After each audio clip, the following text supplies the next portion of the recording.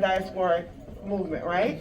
But to Momodou's point, it's because we are heavily propagandized within this country, right? And then the weaponization of lived experience, where whatever internal struggles are happening in these countries, the way that it is told for resolution is regime change, right? So everywhere is regime change. They want, regime change in Palestine specifically, right? Not Israel. They want to shake up the government in Palestine. They want to shake up the government in Zimbabwe. Like, to your point, right? And these are all heavily sanctioned places. But the idea of Iran, especially when you think about how Iran has supported the resistance, right?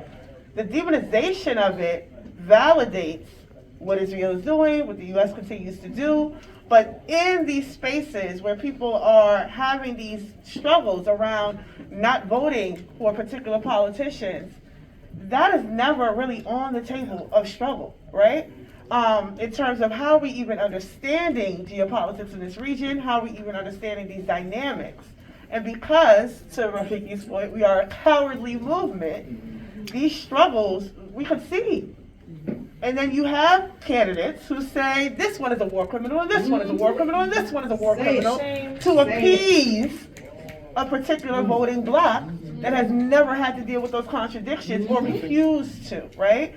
So I think in terms of how you're making those connections, I see that distinctly here. We just did something on AFRICOM at University of Maryland, to where we are talking about the importance of Niger in this moment. Niger and Burkina Faso and Mali and the AES, but Niger and I think most recently Burkina Faso has removed the U.S. They told them get out, right?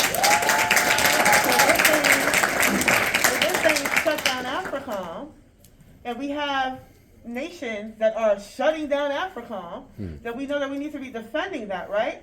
But then for the diaspora, the question for them is, well, we don't want to support any more military men. And what does that mean in the context of what we had to go through in our lived experience on the continent with the military? And we don't trust these coups, right? So these are the conflicting conversations that's being had in the diaspora, right? Within empire. But these are not the conversations that's being had in Palestine. These are not the conversations that are being had in Yemen or in Niger or Mali, right? So the conversations that's being had around good, bad, evil, strong man are completely propagated conversations that are only happening within the diaspora, right? So we really do have to tackle that backwardness and that thinking and understand, well, why are we so invested on bad man, strong man, right? As opposed to the actual contradictions of Western imperialism that is causing all of these things to happen.